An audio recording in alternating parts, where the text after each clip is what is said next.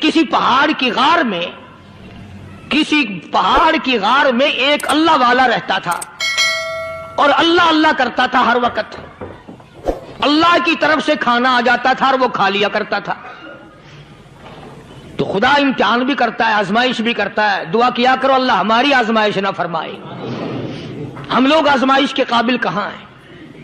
تو اللہ پاک نے جب اس اللہ والے کی آزمائش فرمائی تو 3 دن تک کھانا نہ آیا. 3 روز تک کھانا نہیں آیا. دوستو ایک مرتبہ پھر سے حضرت قاری حنیف صاحب رحمۃ اللہ علیہ کا بہت ہی شاندار اور عمدہ بیان لے کر حاضر ہوا ہوں. بیان کا عنوان ہے اصحاب کہف کون تھے اور اصحاب کہف کا واقعہ کیا ہے. آئیے مل کر اس بیان کو سنتے ہیں، انشاءاللہ بہت فائدہ ہوگا.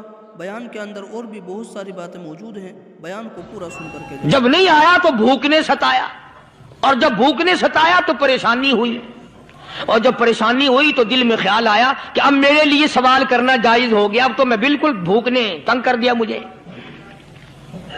تو پہاڑ سے نیچے اترے اور جا کر کے ایک مکان پہ سوال کر دیا، اور سوال یہ کیا کہ اللہ نام پہ مجھے کھانا چاہیے. ان گھر والوں نے 3 روٹیاں دے دی. ان گھر والوں نے 3 روٹیاں دے دی اور یہ اللہ کا ولی لے کے چل دیا. تو جس گھر سے 3 روٹیاں ملی تھی ان کے یہاں ایک کتا بھی تھا. وہ اس ولی کے پیچھے پیچھے لگ گیا اور بھونکار قریب تھا کہ کاٹ کھائے پھاڑ کھائے.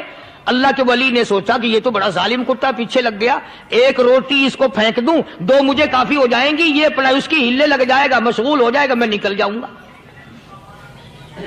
یہ کتاب کی بات ہے، حدیث کی نہیں. تو نفحۃ الیمن کتاب میں واقعہ یوں لکھا کہ کتا 1 روٹی کھا کے پھر بھاگ کے اس ولی کو مل گیا اور بہت بھونکار کاٹنے کے قریب ہوا.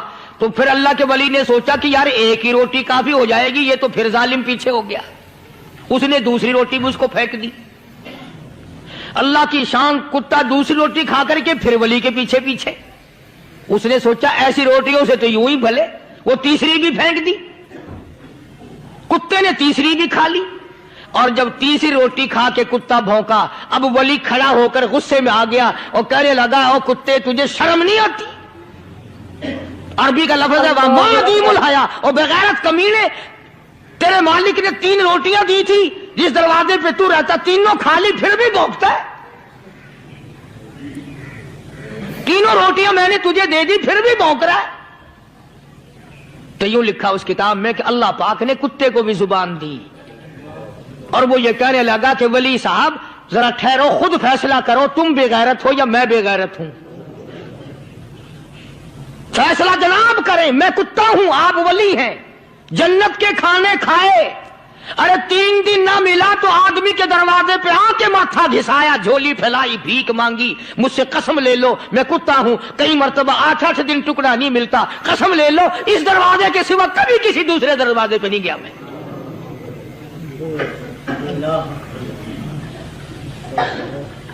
تجربہ کر لو. 3 دن کتے کو ٹکڑا ڈالو، 4تھے دن دم ہلا کر تمہارے پاؤں میں لٹے گا. ساری عمر گزر گئی اس مالک کا دیا ہوا کھاتے ہوئے پیتے ہوئے، آج بھی تجھے اس مالک کا دروازہ سمجھ نہیں آیا. پانی وہ پلاتا والذی ہوا یطعمنی ویسقین وَإِذَا مَرِضْتُ فَهُوَ يَشْفِينِ. کتنا کھلاتا ہے، کتنے اعلیٰ درجے کے کھانے کھلاتا ہے، طرح طرح کے کھانے کھلاتا ہے.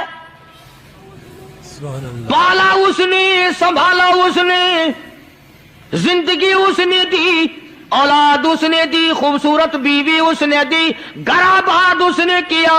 تھوڑی سی پریشانی آ گئی، اب جا کے قبر کے سامنے جھکا کھڑا ہے، اس مالک سے میرا کام نہیں چلا، او 4 گز زمین میں پڑنے والے، تو میری حاجت روائی کر دے.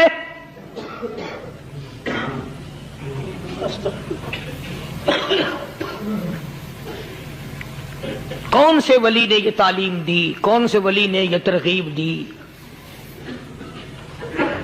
خواجہ قطب الدین بختیار کاکی رحمت اللہ علیہ بابا فرید الدین شکرگنج رحمت اللہ علیہ کا پیر ہے. اتنے اللہ والے لوگ تھے، اتنے اللہ والے لوگ تھے. خواجہ قطب الدین بختیار کاکی رحمت اللہ علیہ کا آخری وقت دلی شہر میں آ گیا. نہ دولت تھی، نہ کوٹھی تھی، نہ بنگلہ تھا،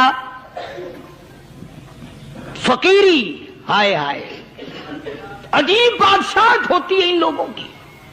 بادشاہ ان کے دروازوں پہ آیا کرتے تھے. کتنے مقدروں والے جوان تھے وہ، جن کو موت سے پہلے جنت کے ٹکٹ ایک دفعہ نہیں 10 دفعہ کالی کملی والے صلی اللہ علیہ وسلم نے عطا فرمائے. جن کو سرکار کا دیدار ملا، سرکار کی رفاقت ملی، معیت ملی، صحبت ملی، شاگردی ملی، جن کو حضور کے مرید ہونے کا شرف حاصل ہوا. سبحان اللہ.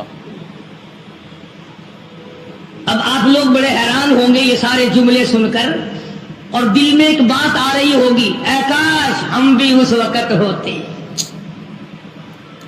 دل تو مانتا ہے نا سب کا کہ حضور کریم صلی اللہ علیہ وسلم کے زمانے میں اگر ہم لوگ ہوتے تو ہم بھی صحابی بنتے، ہم بھی حضور اکرم صلی اللہ علیہ وسلم کا دیدار کرتے، زیارت کرتے، کلام خدا زبان مصطفیٰ صلی اللہ علیہ وسلم سے سنتے، حضور کے پیچھے نمازیں پڑھتے، ہمارے نکاح حضور پڑھاتے، ہمارے جنازے حضور پڑھاتے، ہمارے بچوں کے نام کالی کملی والے صلی اللہ علیہ وسلم خود رکھتے، ان کے حلق میں حضور اپنے لعاب گھٹی کے طور پہ ڈالتے. دل تو تمہارا بھی کرتا ہے، میرا بھی کرتا ہے. اب ایک اور حدیث پاک سنو، سب کہہ دو صلی اللہ علیہ وسلم.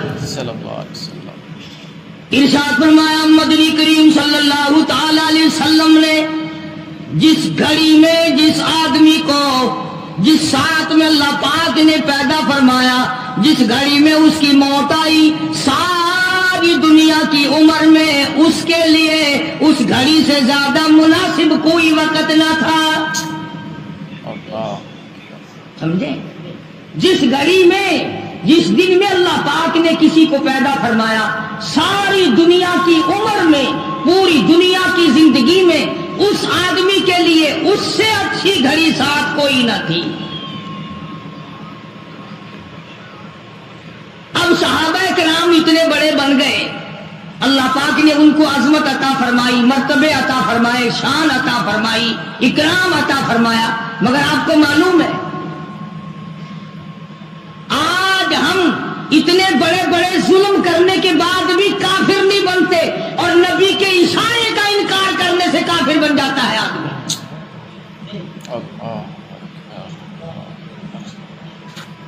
وہی لوگ اللہ تبارک و تعالیٰ کو پسند تھے، ان کو اتنا بڑا جگرا دیا، گردہ دیا، دل دیا، بہادری دی، ایثار دیا، قربانی دی کہ جو ہوتا رہے ہوتا رہے. انہوں نے امام الانبیاء کے ساتھ بے وفائی نہ کی.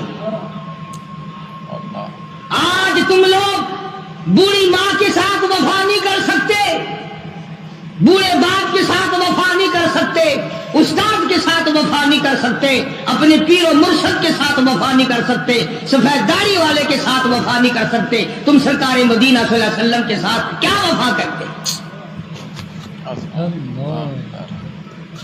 انہوں نے ایسے مشکل ترین موڑ پہ بھی سرکار کا دامن نہ چھوڑا،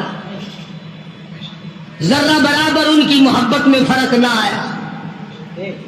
مالک کائنات کی قسم ہے، کئی کئی دن صحابہ کرام کو درختوں کے پتے بھی نہ ملے. اندازہ لگا ابو عبیدہ بن جراح رضی اللہ تعالیٰ عنہ کا والد حضرت جراح جو اس وقت تک ایمان نہیں لایا تھا، کافروں کی طرف سے لڑنے کے لیے آیا، میدان میں آ کے للکارا، آؤ مسلمانوں میں سے میرے مقابلے کے لیے آؤ. ابو عبیدہ ان کا جو بیٹا ہے مسلمان ہو چکا تھا، اس نے تلوار اٹھائی. باقی ساتھیوں نے کہا کہ بھائی تیرا باپ ہے، تو رہنے دے، ہم تھوڑے ہیں، ہم چلے جائیں گے، ہم مقابلہ کر لیں گے، ہم کوئی کم ہے، ہم کوئی تھوڑے. مگر ابو عبیدہ نے کہا قربان جاؤں کیا شان تھی حضرات صحابہ کرام کی رضی اللہ تعالیٰ عنہم اجمعین. ابو عبیدہ کہنے لگے مزہ تو جب ہی آئے گا کفر اسلام کا مقابلہ ہو، باپ بیٹے کی تلواریں ٹکرا رہی ہیں. مقابلہ کفر اور اسلام کا ہو، تلواریں باپ بیٹی کی ٹکرائے، جبھی تو مزہ آئے گا. رشتے دار کو رشتے دار ٹکرائے، گھر والے کو گھر والا ٹکرائے، تاکہ پتہ چلے کہ محمد صلی اللہ علیہ وسلم کے دیدار کی کیا قیمت ہے. جب ابو عبیدہ جرہ کے مقابلے میں تلوار لے کر میدان میں آئے تو جرہ نے آواز دی ابو عبیدہ تو میرا بیٹا ہے، میری تلوار سے مارا جائے گا، چلا جا. ابو عبیدہ کہنے لگے میں ہرگز نہیں جاؤں گا، بالکل تو میرا باپ ہے، میں تیرا بیٹا ہوں. لیکن جب مدنی کریم صلی اللہ علیہ وسلم سے جڑ گئی، وابستگی ہو گئی، نگاہ نبوت نے جب مجھے رنگ دیا، اب دنیا میں میرا کوئی باپ نہیں، میں کسی کا بیٹا نہیں. جو کالی کملی والے کا وفادار ہے وہ میرا ہے، جو حضور کا وفادار نہیں وہ میرا رشتہ دار نہیں. اندازہ لگاؤ آج یہ ایمان کہاں سے پیدا ہو. مقابلہ ہوا ہے، تلواریں ٹکرائی، ہزاروں مسلمانوں نے دیکھا باپ بیٹے کی تلواریں ٹکرائی. اور ایک موقع پر جناب ابو بکر صدیق رضی اللہ تعالی عنہ اور ان کے بیٹے نے بیٹھ کر کھانا کھایا تو بیٹے نے کہا ابا فلاں جنگ میں، بیٹا ایمان بعد میں لایا، کہنے لگا ابا فلاں جنگ میں میری تلوار کی زد میں آپ آ گئے تھے، میں نے باپ سمجھ کے چھوڑ دیا. ابو بکر صدیق نے کھانا چھوڑ دیا، لقمہ پھونک دیا اور کھڑے ہو کر فرمانے لگے مالک کائنات کی قسم ہے اگر تو میری تلوار کے نیچے آتا میں تیرے ٹکڑے کر دیتا، اس لیے کہ جو محمد کا وفادار نہیں وہ میرا رشتہ دار نہیں. اللہ اکبر اللہ. تو ان حضرات کو عظمت تو ملی، مرتبہ تو ملا، شان تو ملی، پر ان کو اس کی بڑی بھاری قیمت چکانی پڑی. آج کون ہے اس قیمت کو چکانے والا؟ کون ہے اس عظمت کو برقرار رکھنے والا؟ ارے اسی لیے حکم ہے کہ مرتے وقت منہ سے نہ کہو کہ کلمہ پڑھ، اگر یوں کہہ دیا میں نہیں پڑھتا کافر ہو کے مرے گا. مرنے والے کے قریب حکم ہے کہ بیٹھ کے خود کلمہ پڑھنا شروع کر دو. اب بتاؤ اگر ماں بہنیں کلمہ پڑھیں گی تو روئے گا کون؟ اور مرتے وقت نہیں روئے تو شریکوں کے میلے کون جھلے گا؟ یعنی ہم لوگوں کا آخری وقت چیک کریں آپ کہ ہم لوگوں کا آخری وقت کس حال میں آ رہا ہے. حکم ہے ماں بھی، بیٹا بھی، رشتہ دار بھی سارے نزا کی حالت کو دیکھ کر کلمہ پڑھنا شروع کرو تاکہ ساتھ ساتھ وہ بھی پڑھے. اور اگر تم نے کہا کلمہ پڑھ اور وہ دکھوں میں، مصیبتوں میں، سکرات میں، جاکنی میں، عذاب میں اگر یوں کہہ بیٹھا میں نہیں پڑھتا تو کافر ہو کے مرے گا.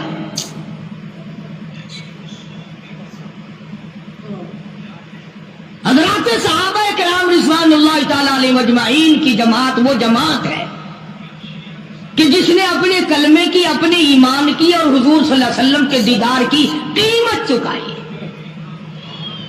بجائے کوئی ذرہ برابر ادھر سے ادھر ہوا. اب میں ایک بات آپ کو سمجھانے لگا ہوں، ایک بات میں آپ کو سمجھانے لگا ہوں. ٹھیک ہے گرمی ہو گئی ہے مگر یہ وقت بھی پھر تو نہیں آئے گا، شاید آئندہ جمعہ ہم میں سے کس کو آئے گا یہ تو اللہ کی ذات جانتی ہے. توجہ کریں، بات سمجھے، انشاءاللہ قبر میں حشر میں کام آئے گی، دعائیں دو گے.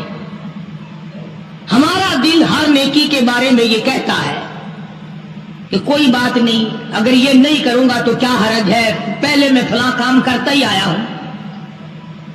مثال کے طور پر ایک آدمی فجر کی نماز کے بارے میں یہ سوچتا ہے کہ عشاء کی بھی پڑھی تھی، مغرب کی پڑھی تھی، اب فجر کی نہیں پڑھوں گا تو کیا حرج ہو جائے گا. پچھلا جمعہ پڑھا تھا، اگر یہ جمعہ نہیں پڑھوں گا تو کیا حرج ہو جائے گا. قرآن کریم نے اس بات کا جواب دیا ہے کہ تم کسی نیکی کے بارے میں یہ سوچ نہیں سکتے کہ میں یہ کرتا آیا ہوں اور یہ نہیں کروں گا تو کیا ہو جائے گا.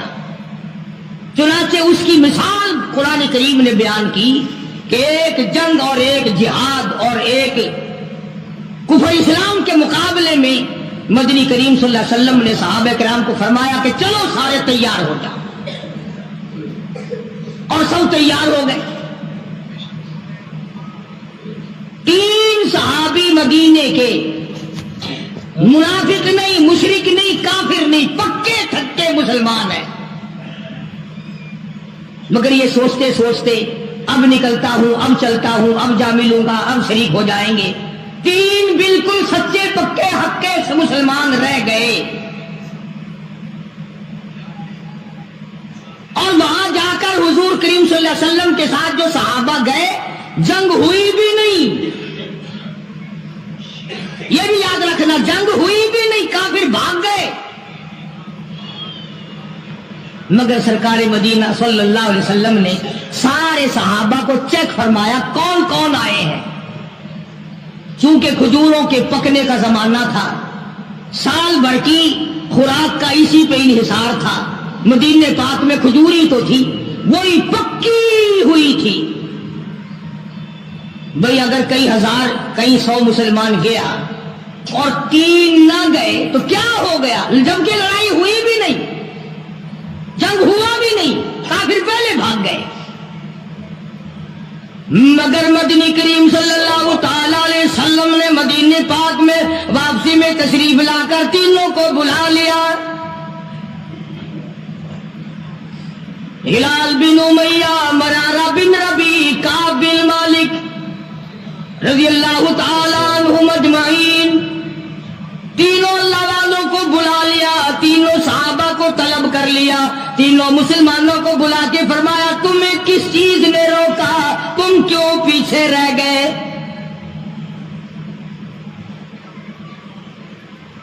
اس زمانے میں منافق جھوٹ بولا کرتے تھے. آج کل تو الحمدللہ میرے جیسے مولوی اور تیرے جیسے حاجی نے ساری عمر میں کبھی جھوٹ انشاءاللہ کبھی نہیں بولا ہوگا.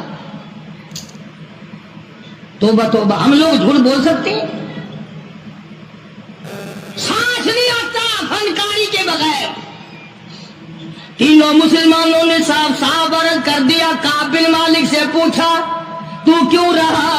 عرض کیا یا رسول اللہ صلی اللہ علیہ وسلم میرے پاس سواری بڑی تیز تھی، بس یوں کرتے کرتے ابھی نکلتا ہوں، سواری تیز ہے جا ملے گی، ابھی نکلتا ہوں ابھی نکلتا ہوں، یوں کرتے کرتے خامخواہ رہ گیا. کعب بن مالک نے بھی یہی عرض کیا. ہلال بن امیہ نے اس قسم کی بات بتائی، مرارہ بن ربیع نے بھی ایسی بات بتائی. صحابہ کہتے ہیں کہ ہم نے یہ صلاح کر لی تھی پہلے ہی تینوں نے، دیکھو ہم صلاح کریں گے نا، جھوٹ بولنے کی صلاح کریں گے، آؤ پہلے سوچوں گال کو کیا گال کرنی چاہیے، ہکو جی گال ہوئے جو کہیں کو پتہ نہ لگے کہ نویکلی گالی نہ دی تھی نہیں کہیے. اساں کوڑ دے بارے میں بہ کے سوچے سو، سچی جھوٹ دے بارے میں بہ کے سوچے سو. یہ نگاہ نبوت دے رنگے ہوئے مسلمان نے، مدینے پاک دے باشندے نے، صحابہ کرام نے بہ کے سوچیں گے نے آ مسلمانوں کوڑ نہ مرا ہے جو تسا کوڑ مارا. جبریل اوے لے آ کے دس دے تھی سارا دی ذلت تھی سی. اللہ سچ سچ گال کر چھڑائے، اللہ پاک استغفار قبول کرے سی. گناہگار تو ایسا تھی گئے ہیں. تینوں مسلمانوں نے کوئی عذر ایسا نہیں پیش کیا جو غلط ہو کہ میں بیمار ہو گیا، یا میری اماں بیمار تھی، یا فلاں بچہ بیمار تھا میں اس کی وجہ سے رہ گیا. تینوں کے تینوں نے صاف صاف بات کہہ دی جو حقیقت میں تھی، بلکہ یہاں تو کہا کہ کوئی عذر نہیں، خام خواہ رہ گئے بس.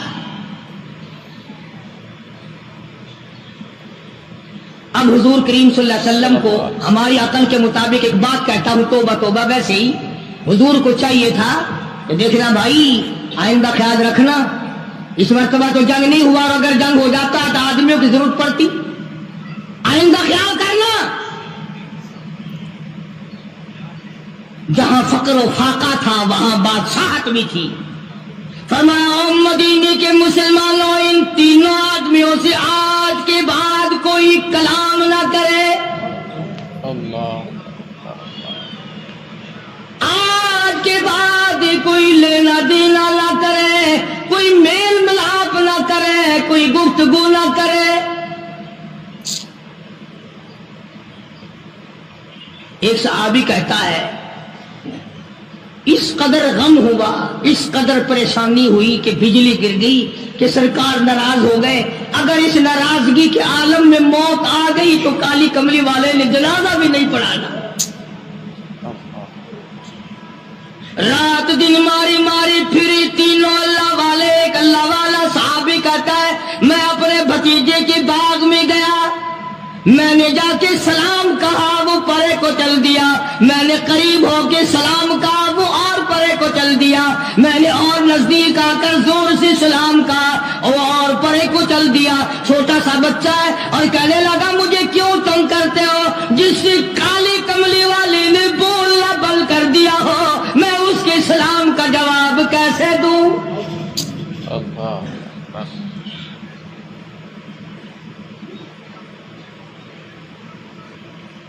بیویوں نے کھانا پکا کر دینا بند کر دیا۔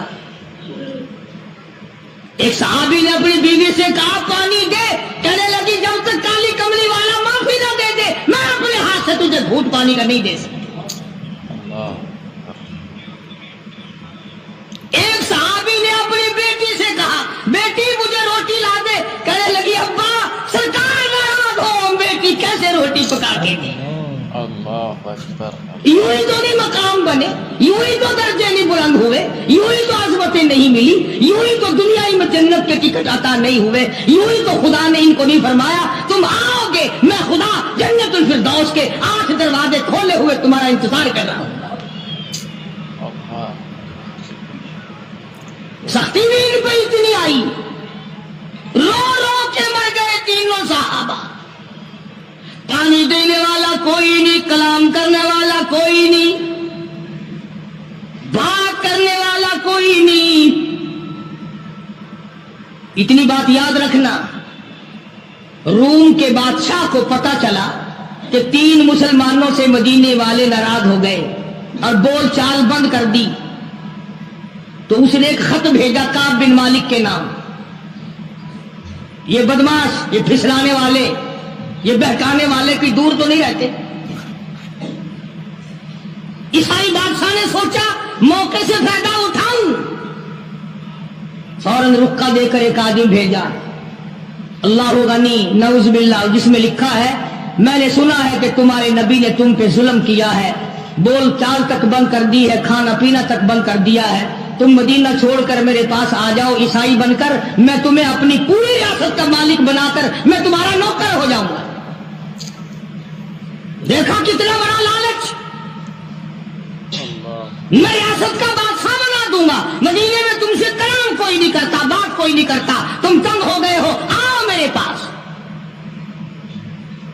علماء کرام نے لکھا کعب بن مالک نے وہ رکا تندور میں ڈال دیا اور سربہ سجود ہو کے رویا الہی میرے ایمان کی خیر ہو، اب تو میرے ایمان میں عیسائی کتے بھی طمع کرنے لگے۔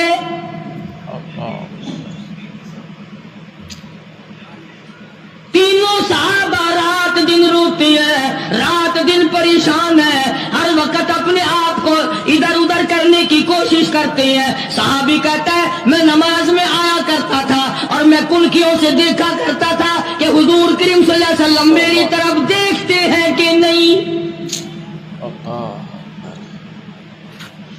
تم تو الحمدللہ اس بات سے پاک ہو، کبھی تم نے بھی سوچا کہ ہمارا منہ دیکھ کر حضور راضی ہوں گے، ناراض ہوں گے؟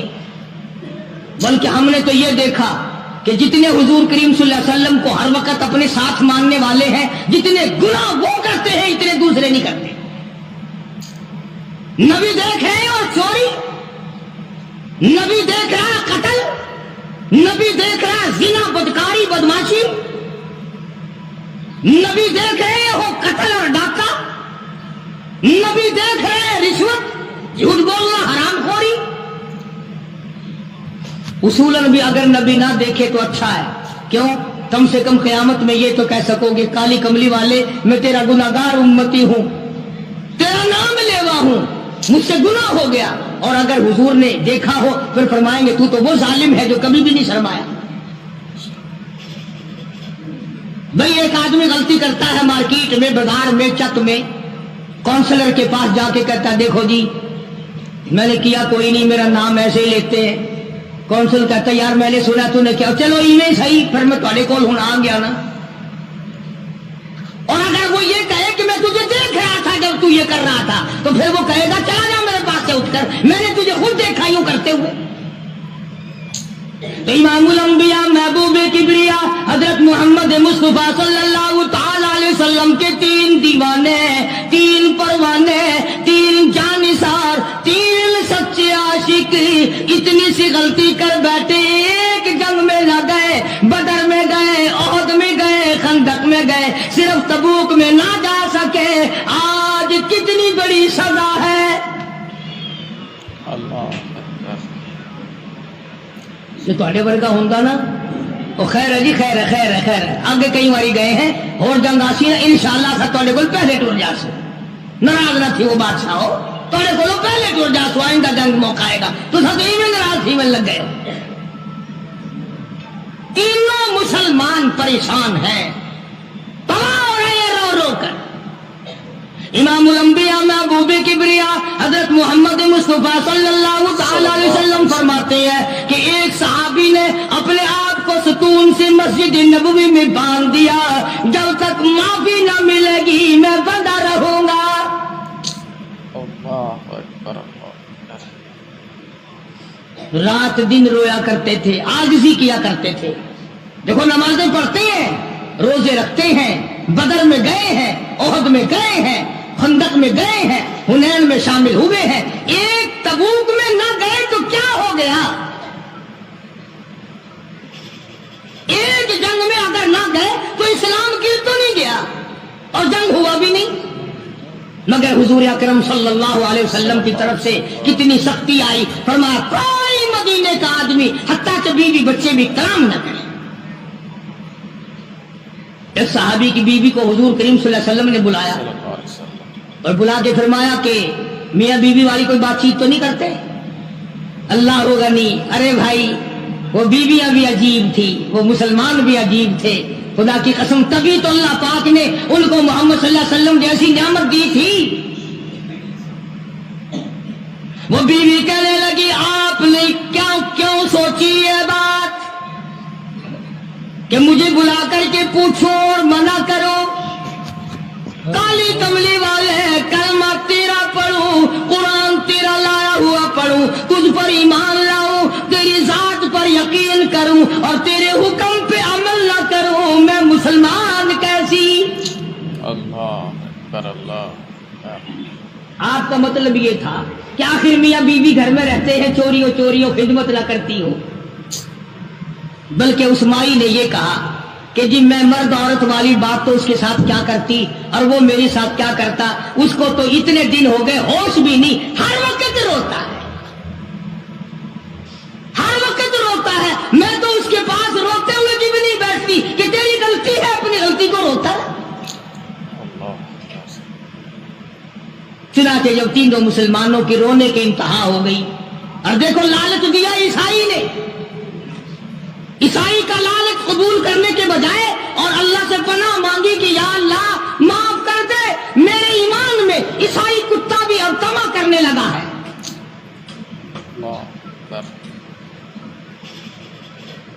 میں اور اگر آپ ہوتے فوراً بدل جاتے، کہتے چلو بھائی کوئی نہیں، اگر یہاں قبول نہیں تو چلو وہاں چلتے ہیں، بھائی کیا کریں بھائی مجبوری ہے. جو سلام تک نہیں لیتے، کلام بند کر دیا، اپنا پرایا سب بند ہو گئے تو چلتے ہیں بھائی، تم اپنا اسلام سنبھالو بھائی، ہم چلے جائیں گے. اور کیا ہے یہ نہیں سوچنے کے اندر سے نکل کیا رہا ہے. مگر جب صحابہ کرام رضوان اللہ تعالی علیہم اجمعین کی جماعت نے رو رو کے حد کر دی، پریشان ہو کے حد کر دی، رات دن تکلیف میں گزرا، قرآن کریم میں مدنی کریم صلی اللہ علیہ وسلم پہ وحی آئی، ان کی توبہ کی قبولیت کا قرآن میں اعلان آیا. لقد تاب اللہ علی النبی والمہاجرین والانصار الذین اتبعوہم. وہ 3 آدمی جنہوں نے توبہ کی، سبحان اللہ. تینوں کی توبہ میں قبول کرتا ہوں. کتنے خوش نصیب ہوں گے وہ لوگ جن کی توبہ کا اعلان قرآن معاف کر دیا. لقد تاب اللہ علی النبی والمہاجرین والانصار الذین اتبعوہم، تمام کے تمام مسلمان، اور یہ تینوں ثلاثۃ الذین یحلفوا کے الفاظ موجود کہ ان تینوں کو میں نے معاف کر دیا. ثم تاب علیہم لیتوبوا. اللہ اکبر، اللہ اکبر. ادھر خدا کا قرآن نازل ہوا، ان کی توبہ اور استغفار کی قبولیت کا اعلان ہوا. ادھر حضور کریم صلی اللہ علیہ وسلم نے قرآن مجید کی تلاوت، آیت فرمائی کہ مجھ پہ یہ آیت نازل ہوئی. مسلمان دوڑے ہیں، مسلمان بھاگے ہیں مبارکباد دینے کے لیے کہ تمہاری توبہ قبول ہو گئی. کوئی گھوڑے پہ چڑھ کے دوڑا، کوئی پیدل دوڑا، ایک نے پہاڑ پہ چڑھ کر آواز لگا دی، کام میں مالک مبارک ہو، تیری توبہ کی قبولیت قرآن میں آ گئی. سبحان اللہ. اللہ اکبر. انہیں قدر تھی بھائی. جو آدمی گھر پہ گیا نا، جس نے پہلے یہ بات پہنچائی، صحابی نے جتنے کپڑے پہن رکھے تھے سارے وہ کپڑے اس کو دے دیے، جو گھر میں سامان تھا وہ بھی اس کو اٹھا کر دے دیا. اور پھر تینوں کے تینوں حضور کریم صلی اللہ علیہ وسلم کی خدمت میں آئے. انہوں نے کہا یا رسول اللہ، یہ جو باغ ہے نا ہمارے، انہوں نے ہی ہمیں رکھا ہے، اور آج ہم یہ سارے کے سارے اسلام کے نام پہ وقف کرنا چاہتے ہیں. ہم تو اسلام کو دیتے ہیں، ہم یہ رکھتے ہی نہیں، کبھی آئندہ بھی ہم اسی طرح سے نہ ماریں گے. حضور کریم صلی اللہ علیہ وسلم نے فرمایا تم سارا نہ دو، بیوی بچوں کا بھی حق ہے، تھوڑا تھوڑا حصہ دے دو، بقایا اپنے پاس رکھو، میں راضی، میرا خدا راضی. سبحان اللہ. چنانچہ ان کے توبہ کا اعلان قرآن میں آیا. اللہ تبارک و تعالیٰ نے دوسرے مقام پہ بھی فرما دیا وَمِنَ النَّاسِ مَن يَشْرِي نَفْسَهُ ابْتِغَاءَ مَرْضَاتِ اللَّهِ. بعض لوگ وہ ہیں جنہوں نے اپنی جانوں کے بدلے میں اللہ کی رضا خرید لی. سبحان اللہ. کوئی سونا خرید کرے گا، کوئی چاندی خرید کرے گا، کوئی کپڑا خریدے گا، کوئی غلہ خریدے گا، کوئی مویشی اور جانور خریدے گا. صحابہ کرام کے بارے میں قرآن کہتا ہے جان دی اور خدا کی رضا مول لے لی. اللہ کی رضا مول لے لی، اللہ کی خوشنودی مول لے لی، پروردگار عالم کی بندگی مول لے لی، اس کی اطاعت اور فرما برداری مول خرید لی، اس کی غلامی مول خرید لی، اس کے سامنے سر جھکانا خرید لیا، رکوع کرنا خرید لیا. آخری سانس آ جائے گا مگر اللہ کے حکم کے خلاف نہیں کروں گا، یہ صحابہ کرام نے عہد کر لیا. سبحان اللہ. ہماری توبہ تو ایسی ہے، ابھی توبہ کریں گے دروازے سے باہر نکلتے پھر وہی کام شروع. اگر جھوٹ سے توبہ کریں گے تو وہی جھوٹ شروع، اگر چوری سے توبہ کریں گے تو وہی چوری شروع، اگر زنا سے توبہ کریں گے تو وہی بدکاری شروع. تو اس حالت میں کیا بنے؟ جس کو خدا دے، جس کے دل میں یقین آئے اسی کے دل میں آ سکتا ہے. تم تو گپ سمجھو گے. خواجہ حسن بصری رحمۃ اللہ علیہ کوٹھے پہ بیٹھا ہوا قرآن مجید کی تلاوت کر رہا ہے، جہنم کے عذاب کی آیت آ گئی. خواجہ حسن بصری اتنا رویا پتنالے میں سے آنسوؤں کا پانی نیچے ٹپکنے لگا. ایک آدمی جو پرنالے کے نیچے سے گزرا، اس کی پگڑی پہ چند ٹکڑے، چند قطرے ٹپکے. اس نے کہا کون ہے؟ شرم نہیں آتی؟ میری پگڑی خراب کر دی، پلیت پانی نل پتنالے میں سے پھینکا، میرے کپڑے خراب کر دیے. خواجہ حسن بصری سبقت رحمت اللہ علیہ روتے روتے کہتے ہیں ہاں ضرور پلیت ہو گئے ہوں گے، میں گناہگار خواجہ حسن بصری کے آنسوؤں کا پانی ہے، آنسوؤں کا پانی ہے. وہ بھی قدردان نکلا جس کی پگڑی پہ ٹپکے تھے. اس پگڑی کو گھر جا کے اپنے بچوں کو بلایا، ان کے حوالے کر دی. یہ پگڑی، یہ دستار، یہ صافہ، یہ امامہ سنبھال کے رکھنا، جب میرا آخری وقت آ جائے غسل کے بعد کفن میں رکھ دینا. سبحان اللہ اللہ اکبر میرا رب مجھ سے پوچھے گا دنیا سے کیا لایا، عرض کروں گا الہی مجھے تو تیرے ڈر سے کبھی رونا لایا، کبھی اتنا خوف نہ آیا، کبھی اتنا درد نہ آیا، ایک رونے والے کے آنسوؤں کی ٹپکی ہوئی پگڑی ساتھ لے کے آیا ہوں، اس کی لاج رکھ کے مجھے معاف کر دے۔ اللہ اکبر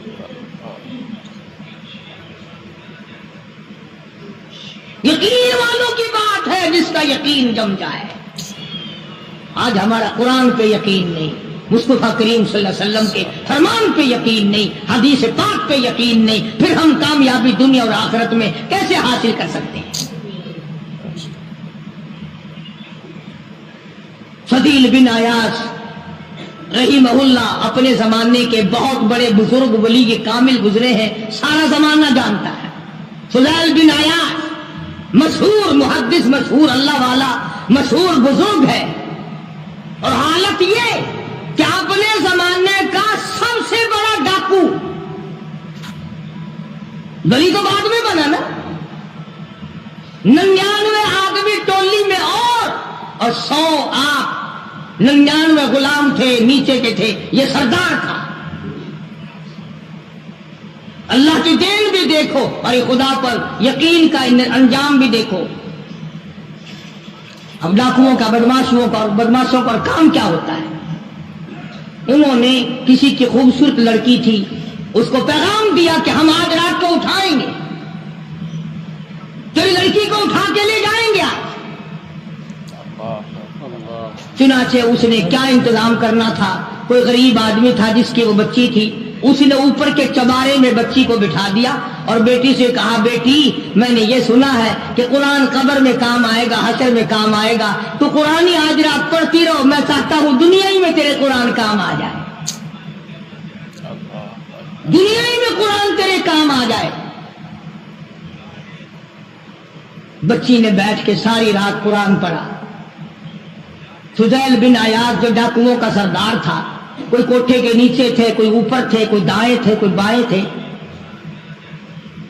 جب اس لڑکی کو اٹھانے کے لیے چوبارے میں بڑا ڈاکو داخل ہوا، اندر سے آواز آتی ہے الم یعنی للذین آمنوا ان تخشع قلوبهم لذکر اللہ،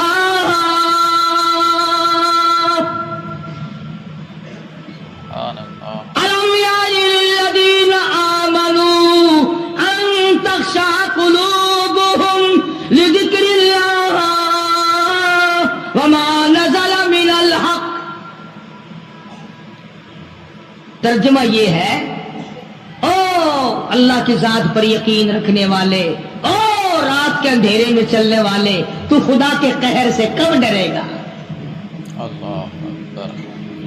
کب مالک کے کائنات کے عذاب سے تیرے دل میں خوف آئے گا؟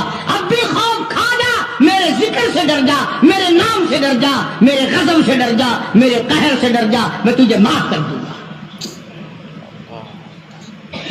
کوئی تقریر نہیں، کوئی واعظ نہیں، کوئی نصیحت نہیں، کوئی کس تبلیغ کا پروگرام نہیں۔ بچی نے قرآن کی آیت کو 2-3 مرتبہ دہرا کے پڑھا۔ فضیل بن عیاض نے قرآن سنا، عرب کا علاقہ تھا، قرآن سمجھتا تھا، بس دیر نہیں لگی، کوٹھے پہ کھڑا کہنے لگا اپنا راستہ بدل گیا ہے، جس نے میرے ساتھ آنا وہ میرے ساتھ آئے، جس نے بدماشوں کے ساتھ جانا بدماشوں کے ساتھ جائے۔ ہم تو آج توبہ کرتے ہیں، اور ایک بچی کا خدا کے قرآن پہ یقین ہے تو میں خدا کی ذات پہ یقین نہ کروں؟ اپنے زمانے کا بہت بڑا ولی کامل گزرا ہے، ایک آیت پہ یقین کر لیا، قرآن کی ایک آیت پہ، اور ہمارا ساری آیتوں پہ یقین نہیں، نماز کی آیتوں پہ یقین نہیں، زکوٰۃ کی آیتوں پہ یقین نہیں، رمضان کے روزوں کی آیتوں پہ یقین نہیں۔ ابھی آ رہا ہے نا گرمی کا رمضان، کئی لوگوں کو ابھی سے پھانسی لگ رہی ہے۔ انشاءاللہ بوتلیں مانج کے رکھ لی ہیں کافی سارے لوگوں نے، سارا سال بس سارے مہینے بوتلیں دکھاتے رہیں گے، حاجی صاحب روزہ نہیں، وہ جی تگڑا نہیں، طبیعت خراب ہے، کب سے؟ بس جی چاند نظر آیا نا، چاند نظر آتی طبیعت خراب ہو۔ अंदाजा ला मकरी। अल्लाह अकबर। और यही लोग ईद के दिन सबसे पहले आगे आगे निकलते हैं, टौर बनाने में, जूते में, कपड़े में, भाग दौड़ में, रोजा एक नहीं रखते। हदीस पाक में आता है कि जो मेरे रमजान का इकराम नहीं करता, मेरे रमजान का एहतराम नहीं करता, मेरे रमजान मुबारक की इज्जत नहीं करता, कयामत के दिन मैं उनको नहीं पूछूंगा कि तुम जहन्नुम के किस खाते में पड़े। अल्लाह अकबर। ये बात नहीं, अल्लाह पाक को हमारा भूखा मारना मकसूद नहीं है। उसको क्या फायदा हमारे प्यासा मरने से, भूखा मरने से। खुदा तो देखना चाहता है कि ये अपनी मर्जी से खाते हैं या मेरे कहने से खाते हैं, अपनी मर्जी से पीते हैं या मेरे कहने से पीते हैं, अपनी बीवी के पास अपनी मर्जी से जाते हैं या मेरी मर्जी के मुताबिक जाते हैं। तुम अपनी औलाद को परख सकते हो, नौकर मुलाजिम को परख सकते हो, खुदा को यह हक नहीं पहुंचता जो बंदों को आजमाए, बंदों की परख करे कि ये अल्लाह वाले हैं या खुदा वाले हैं या शैतान वाले हैं और गलतकार लोग हैं। अब तो घर के घर ही रोजे रखते, और अगर कह दो तो गोली लगती है कि हमें कहा कि रोजे नहीं रखते। जो खुल्लम खुल्ला खाता पीता है, जो रमजान का इकराम और एहतराम नहीं करता, खुदा की कसम दायरे इस्लाम से खारिज हो जाता। पता चलेगा जब मौत आएगी, हाँ कि कब्र में क्या बनती है, हशर में क्या बनती है, कयामत में अल्लाह की अदालत में क्या बनती है। ठीक है, ना कमाओ एक महीने में, ना काम करो। अगर 11 महीने की कमाई में पूरा नहीं पड़ा तो रमजान की कमाई में कौन सा तू ताजो तख्त का मालिक बनेगा। थोड़ा कमा लो, कम कमा लो, छुट्टी कर लो महीने की, कोई बात नहीं, थोड़े पे गुजारा कर लो, पुराने कपड़े धो के पहन लेना, हल्की ग़िज़ा खा लेना, मगर कम से कम जब ईद के दिन ये ऐलान हो अल्लाह की तरफ से, जाओ मैंने तुम सबको माफ कर दिया, उसमें तो शामिल हो जाओ। मेरा अर्ज करने का मकसद ये था कि ये तीनों सहाबी, अंदाजा लगाओ, हुजूर के दीवाने, हुजूर के परवाने, हुजूर के जानिसार, हुजूर के यार, हुजूर के मिलने वाले, एक जंग में ना गए, सरकार मदीना सल्लल्लाहु अलैहि वसल्लम ने बोलना तक बंद कर दिया। तो लोग नमाजों की परवाह नहीं करते, रोजे की परवाह नहीं करते, और किसी का हक खा करके मर जाते हैं, किसी पर जुल्म करके मर जाते हैं। तो ये सारी की सारी चीजें जो है वो इंसानियत को बर्बाद करने वाली है, तबाह